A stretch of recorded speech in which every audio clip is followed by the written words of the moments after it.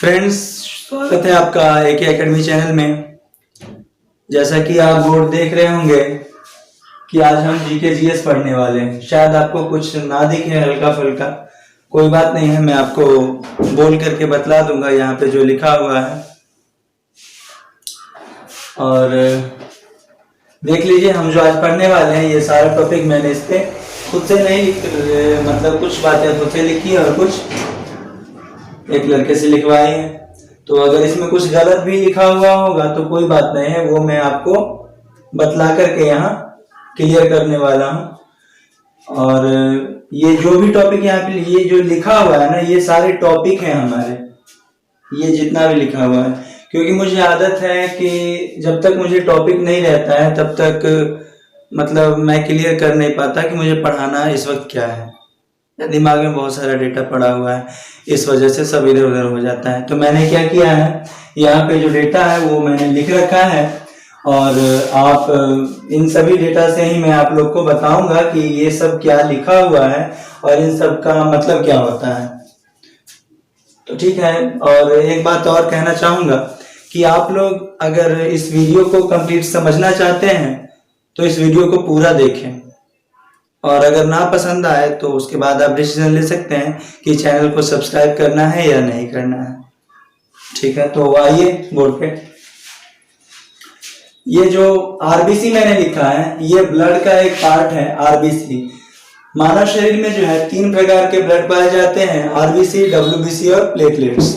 उसी में से ये हमारा आरबीसी है जिसकी चर्चा मैंने यहाँ पे बोर्ड पे कर रखी है। फ्रेंड्स, मेरे पास जो अभी फिलहाल बोर्ड है वो यही है। इसके लिए मैं माफी चाहूंगा कि मैं बड़ा बोर्ड प्रिफर नहीं कर सकता अभी आपको। आप लोग का सहयोग रहा तो रहेगा, बड़ा बोर्ड भी आ जाएगा। लेकिन फिलहाल जो मेरे पास है मैं उसी की हेल्प से अभी आपको बतला रहा हूँ। तो आरबीसी पहला जो हमारा है, ये टॉपिक आरबीसी। आरबीसी ब्लड का एक पार्ट होता है, यानी कि ये आरबीसी, इसका फुल फॉर्म होता है रेड ब्लड सेल, मतलब लाल रक्त कणिका है।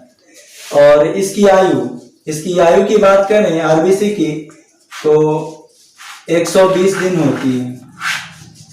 इस आरबीसी की आयु 120 दिन होती है। कहने का मतलब ये कि ये 120 दिन के बाद जो है ये ब्लड जो हमारा जो है फिर से रीफिल्टर होने के लिए चला जाता है अस्थि मज्जा में।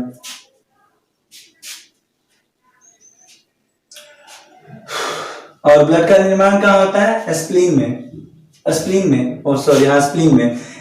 ब्लड का निर्माण होता है, रिप्रोडक्शन होता है। तो उसके बाद यहाँ पे समझ लीजिए, आप समझ गए होंगे आरबीसी को। आइए फिर डब्ल्यूबीसी जो है ये भी हमारे ब्लड का ही एक प्रकार है और इसका फुल फॉर्म होता है व्हाइट ब्लड सेल। और ये क्या करता है, हमारे शरीर को ये शरीर में रोग प्रतिरोधक क्षमता प्रदान करता है, ये डब्ल्यूबीसी।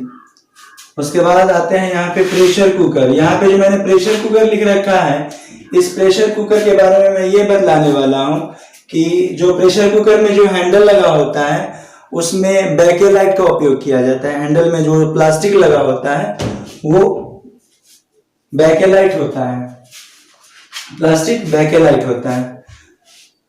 इसलिए मैंने यहाँ पे इस प्रेशर कुकर की चर्चा की थी। और वो कह सकते हैं कि गाड़ी में जो बैकलाइट होता है वो जो रेड कलर का जलता है, या कोई कुछ कलर करवाए हुए होते हैं, तो वो बैकलाइट जो होता है, बैकलाइट का शीशा, वो भी बैकेलाइट का ही बना होता है। तो इस बात को भी आप याद रखेंगे।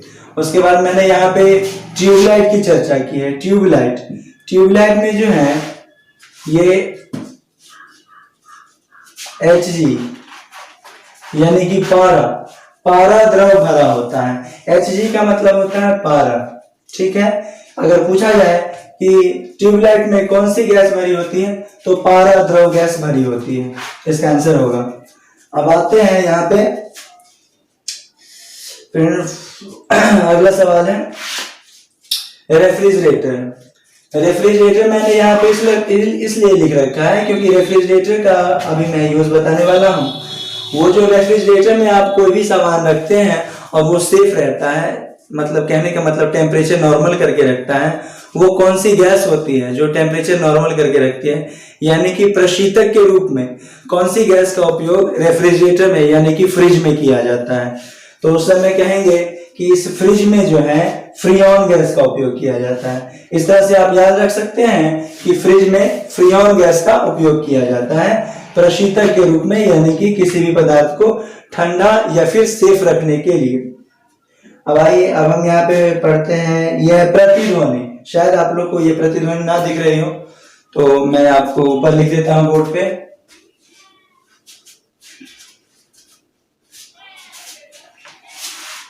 ये सारे के बारे में डिस्कस हमने कर लिया है, तो इसको मैं रब कर देता हूं।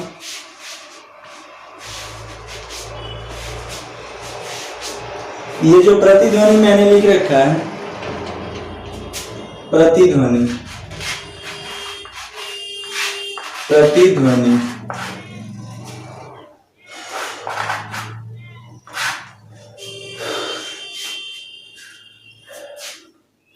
काफी गर्मी है आज, क्या करें, बिजली अभी पंखा है नहीं इस रूम में, इस वजह से।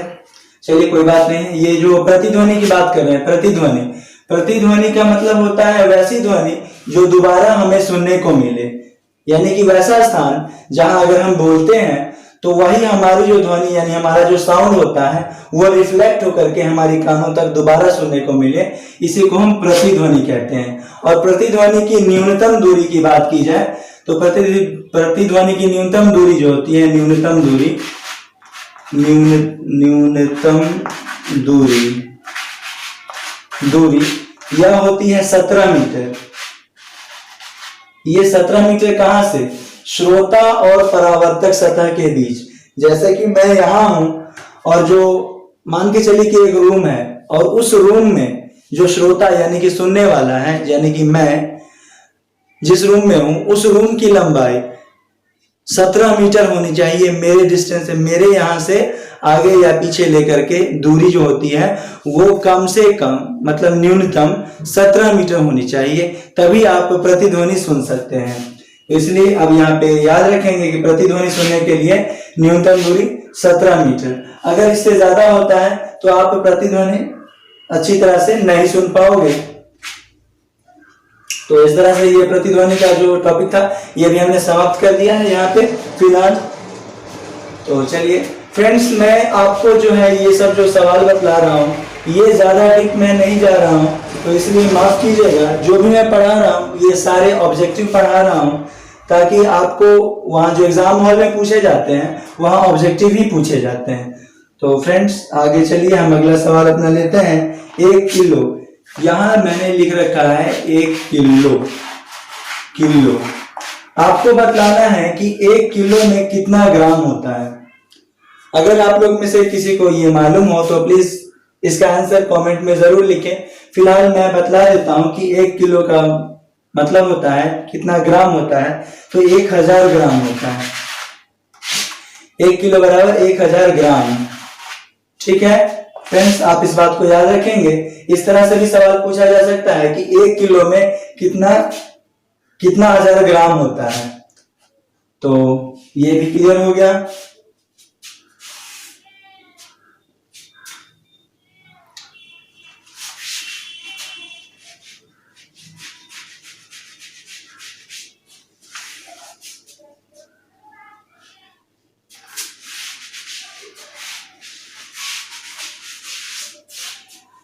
फ्रेंड्स आगे है यहाँ पे सवाल 10 रुपए।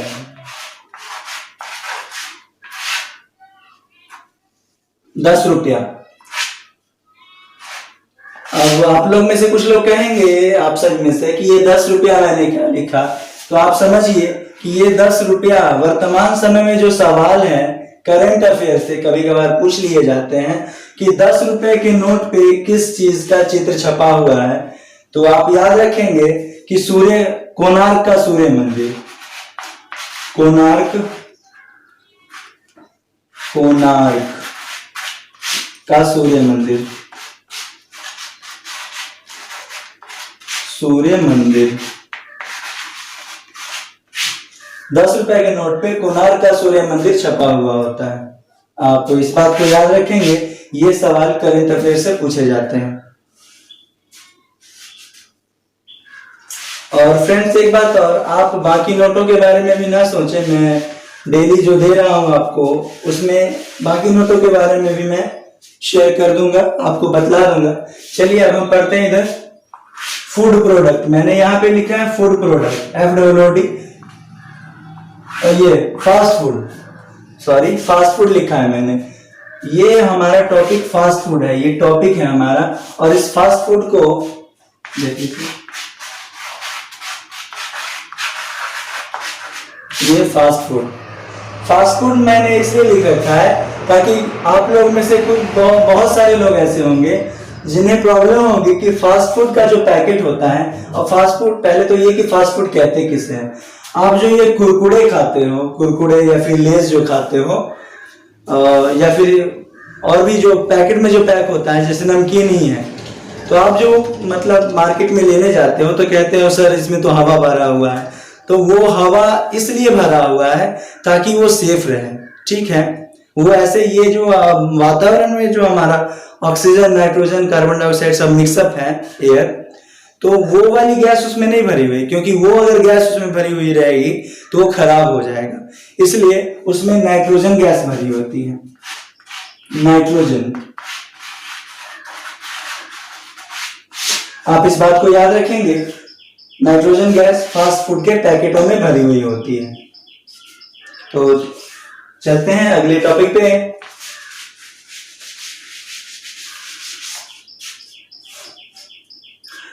अगला टॉपिक है LPG।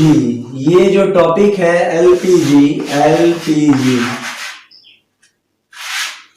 LPG का full form liquefied petroleum gas.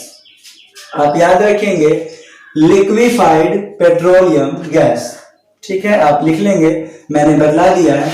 और मैं यहाँ पे इसलिए लिख रखा हूं, शायद आप लोग में से बहुतों को पता होगा LPG का फुल फॉर्म, तो मैं बतलाने वाला हूं कि ये जो मिश्रण होता है प्रोपेन और ब्यूटेन का, PROPEN, प्रोपेन और ब्यूटेन का, ये जो, काफी गर्मी है फ्रेंड्स, फिर भी मैं भी ये वीडियो बना रहा हूं आप लोगों के लिए। आशा करता हूं कि आप लोग का भी साथ रहेगा आगे बढ़ने में मेरे। तो चलिए, यहां पे मैंने बताया कि LPG जो है प्रोपेन और ब्यूटेन का मिश्रण होता है, और LPG का फुल फॉर्म अगर पूछे तो लिक्विफाइड पेट्रोलियम गैस इसका आंसर होगा।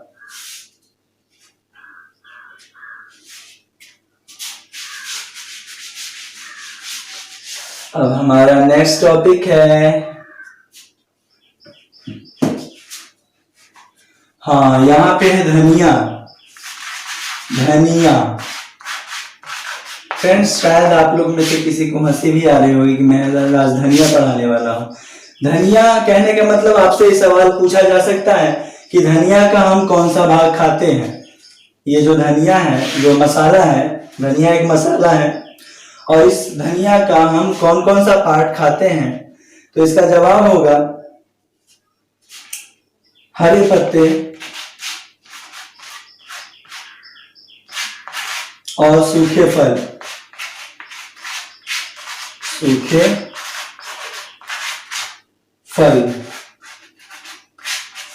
तो इसका जवाब मैं समझता हूं कि क्लियर हो गया होगा।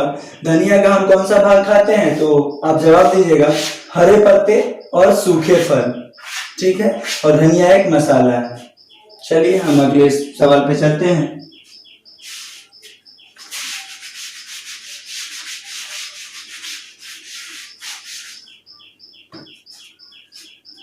अब है ड्राई सेल, DRY सेल। चलिए ड्राई सेल को देखते हैं कि ड्राई सेल क्या होता है। ड्राई सेल की हिंदी होती है शुष्क सेल, शुष्क, सॉरी ये शुष्क सेल। शुष्क सेल मतलब कहने का मतलब ये वैसा सेल जिसका उपयोग, मतलब हम वैसा सेल जिसमें लिक्विड की उपस्थिति ना हो। कहने का मतलब ये कि हम जो है रेडियो यूज करते हैं होंगे आपके घर में लोग, या फिर घड़ी जो होगी वो, या फिर और भी बहुत सारी चीजें हैं जिनमें ये शुष्क सेल का उपयोग किया जाता है। तो वो जो बैटरी मिलती है ना मोटी सी, ये ऐसी ऐसी बैटरी होती है, ये यहाँ पे एनोड होता है और ये पीछे में कैथोड होता है। ये यहाँ पॉजिटिव चार्ज होता है, ये नेगेटिव होता है। तो यही हमारी हुई बैटरी होती है, ये बैटरी होती है। इसी बैटरी को नॉर्मल जो आप शॉप में लेने जाते हो, आप जो शॉप में बैटरी लेने जाते हो, ये वही, ये जो ड्राई सेल मैंने कहा, ये वही ड्राई सेल की बात मैं कर रहा हूं। और आप जान लीजिए कि ये आगे वाला पार्ट जो होता है वो एनोड होता है, यानी कि पॉजिटिव होता है, और ये कैथोड होता है यानी कि नेगेटिव होता है। और आपसे सवाल पूछा जा सकता है कि शुष्क सेल में जो कैथोड पार्ट होता है, शुष्क सेल का कैथोड किस चीज का बना होता है? तो आप कहेंगे यहाँ पे जस्ते का, जस्ता। एक मिनट,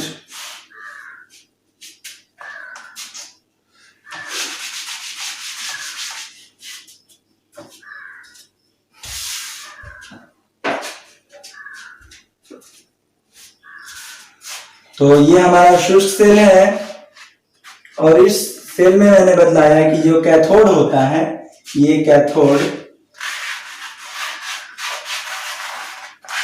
ये कैथोड पार्ट जो होता है ये जस्ते का बना होता है, जिसका कि सिंबल होता है Zn। ये सिंबल होता है इसका, केमिस्ट्री की बात है ये जिंक यानी कि Z। और ये जो कैथोड होता है, ये कैथोड, ये एक अंदर से, इसमें ये छड़ से जुड़ा हुआ होता है, यहां से ये एनोड से कैथोड तक की एक छड़ होती है। और इस छड़ को, इसका छड़ का नाम क्या है? अगर आप लोग में से किसी को पता हो तो प्लीज कमेंट में जरूर लिखिएगा, ताकि मुझे समझ में आए कि हाँ जो मैं पढ़ा रहा हूँ, या फिर शायद मैं जिन लोगों को पढ़ा रहा हूँ उनको मतलब पहले से भी कुछ पता है। तो आप इसका आंसर जरूर लिखेंगे कमेंट बॉक्स में। और इसका वैसे मैं बतला देता हूं कि ये जो छड़ होती है ये ग्रेफाइट की बनी होती है, ग्रेफाइट, ग्रेफाइट। और फ्रेंड्स ये जो ग्रेफाइट मैंने यहाँ लिखा है, इसी ग्रेफाइट का उपयोग पेंसिल बनाने में किया जाता है। और पेंसिल कहने का मतलब साधारण भाषा में जो कटर पेंसिल लोग कहते हैं, तो वही जिसको शार्प किया जाता है शार्पनर से, या फिर वर्तमान समय तो अब उसका ही ये क्या कहते हैं, लीड आता है एक तरह से, जो आप पेंसिल में डाल के और इसका यूज करते हो। वो बहुत पतली होती है, तो वो जो है वो भी ग्रेफाइट की ही बनी होती है।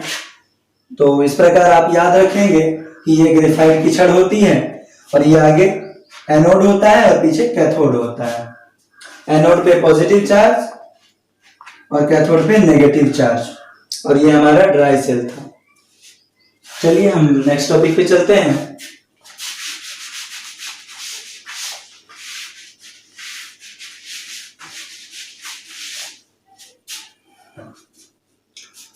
तो फ्रेंड्स हमारा नेक्स्ट टॉपिक है एल्यूमिनियम।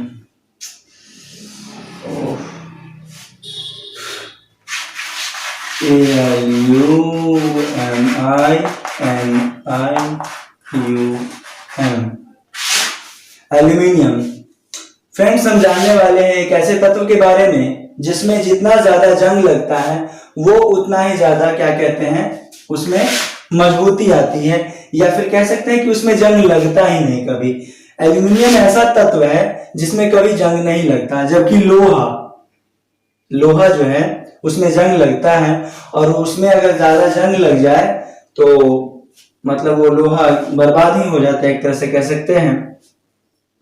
पर ये जो एल्यूमिनियम होता है, आप चाहे जहां भी से रख दें, चाहे कीचड़ में ही रख दें या फिर चाहे बारिश हो रही है, उसको मेन बात ये, आप ये भी बात याद रखेंगे, मुख्य वजह ये है कि आपको उसमें पेंट करवाने की भी जरूरत नहीं होती है। लेकिन आप अगर यहीं पे फेरस को लेते हैं यानी कि लोहा, और ये एल्यूमिनियम यानी कि Al, अगर फेरस को लेते हैं यानी कि लोहा को लेते हैं, तो लोहा पे आपको जस्ते की परत चढ़ानी होती है और उसके बाद जाके आप इस पे पेंट लगाते हैं। अगर आप लोहे में डायरेक्ट अगर पेंट अप्लाई करोगे तो पेंट नहीं पकड़ेगा, यानी कि आप जिसको लोहे को कलर कर रहे हो वो कलर होगा ही नहीं। इसलिए पेंट को यानी लोहे को पहले जस्ते की परत लोहे पर चढ़ानी पड़ती है, उसके बाद जाके हम उसे पेंट करते हैं। पर ऐसा एल्यूमिनियम में नहीं है। एल्यूमिनियम में आपको ना पेंट करने की जरूरत है ना जस्ते की परत चढ़ाने की जरूरत है। आपको केवल एल्यूमिनियम का जो भी चीज बनाना है, जैसे आप बक्सा बनवाते हो, जैसे आप खिड़की बनवाते हो या फिर कोई डोर मतलब दरवाजा ही बनवाते हो, तो आपको उसमें मतलब पेंट करने की कोई जरूरत नहीं। आप वैसे ही रेडीमेड बनवा लो, कोई दिक्कत नहीं है, वो खराब होने वाला नहीं है। तो चलिए फ्रेंड्स, आप समझ गए होंगे एल्यूमिनियम और ये लोहा को भी, यानी कि फेरस को। अब हमारा नेक्स्ट टॉपिक है आदि। ये देखिए आदि।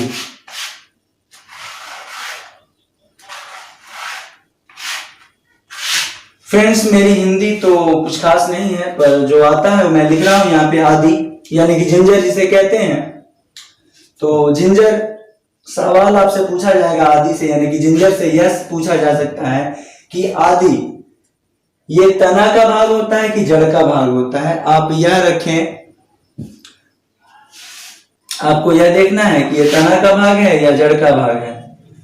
तो हम यहाँ पे जवाब देंगे कि जो आदि होता है, आदि तना का भाग नहीं है, ये जड़ का भाग है। ठीक है। आप में से शायद कुछ लोग ऐसा कहेंगे कि आदि जड़ कैसे है या फिर तना कैसे है।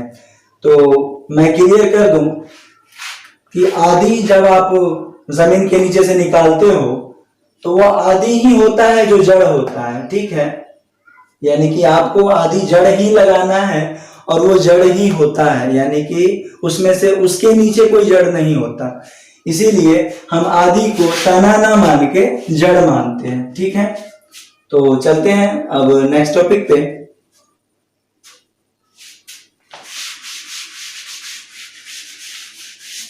और आदि हमारा मसाला है। ठीक है, आप इसको भी ध्यान में रखेंगे। अब है चोकर। चोकर, आज मैं चोकर की भी बात करने वाला हूं दोस्त। चोकर वही जो गाय भैंस को खिलाया जाता है, मैं उसकी बात कर रहा हूं। ये चोकर कहने का मतलब, ये जो चोकर है ना, ये स्टार्च कहलाता है। इसको इंग्लिश में स्टार्च कहते हैं और इसका पाचन हम यानी कि मनुष्य नहीं कर सकता है। इसका पाचन जानवर के द्वारा ही किया जाता है, जैसे भेड़, बकरी, गाय, भैंस जो भी है इसका पाचन करते हैं, यानी कि चोकर का पाचन करते हैं।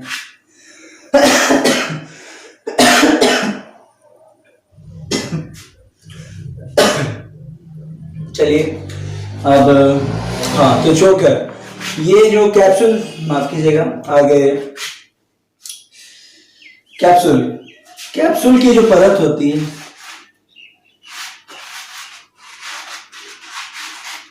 कैप्सूल पे जो परत होती है, यानी कि वो जो कैप्सूल होता है, एक टैबलेट होता है और एक कैप्सूल होता है। तो टैबलेट और कैप्सूल जो होता है उसका जो ऊपर वाला परत होता है, वो आप लोग में से कुछ लोग शायद समझते होंगे कि वो प्लास्टिक है या फिर क्या है, या फिर शायद आप लोग में से किसी को पता ना हो। तो आपका ये आज क्लियर होने वाला है कि ये जो कैप्सूल होता है ना, वो स्टार्च का बना होता है और ये स्टार्च जो है ये चोकर का ही होता है। आप लोग में से कुछ लोग कहेंगे कि मैंने कहा कि चोकर हम नहीं डाइजेस्ट कर सकते। तो चोकर, ये जो हम खा रहे हैं ना, ये चोकर, ये वो ज्यादा मोटा होता है। ठीक है, पर इसमें जिस स्टार्च का उपयोग किया जाता है, वो उसको पहले क्या किया जाता है कि उसको अच्छी तरह से तैयार किया जाता है, उसके बाद ये कैप्सूल के रूप में, दवा के रूप में आपको दिया जाता है। तो आप इस चोकर को नहीं डाइजेस्ट कर सकते, लेकिन इसको डाइजेस्ट कर सकते हैं। वह तो छोटा सा कैप्सूल होता है, उससे कोई प्रॉब्लम नहीं होने वाली। चलिए आगे देखते हैं।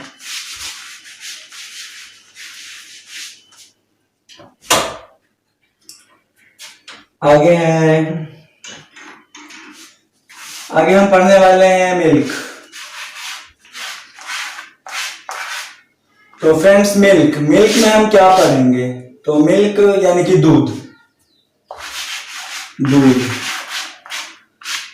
जो हिंदी मीडियम वाले स्टूडेंट होंगे उनको प्रॉब्लम ना हो, इसलिए इस वजह से मैं हिंदी में बोल भी दे रहा हूँ, और अगर नहीं बोल रहा हूँ तो लिख जरूर दे रहा हूँ। तो इसके वजह से आप लोग रूठेंगे नहीं कि मैं केवल इंग्लिश में ही लिख रहा हूँ, ऐसा कुछ नहीं है। तो दूध, दूध में हम बात करेंगे कि दूध उजला क्यों दिखता है। दूध का उजला होने की वजह है केसीन।